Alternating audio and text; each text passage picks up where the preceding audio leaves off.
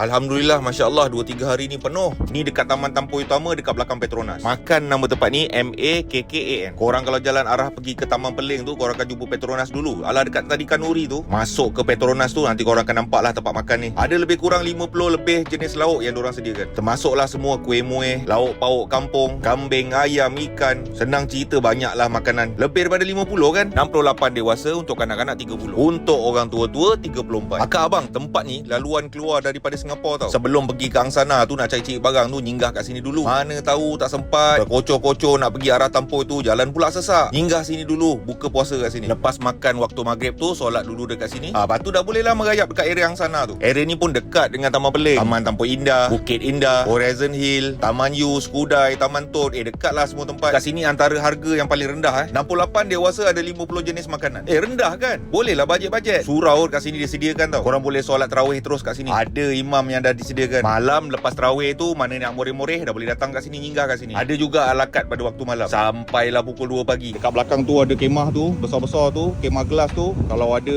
permintaan yang sangat ramai, kita orang akan buat kat sana pula. Nanti daripada arah nak pergi ke Peling akan jumpa Petronas. Masuk dekat Petronas ni, nanti korang dah nampak dah Makan Republic ni.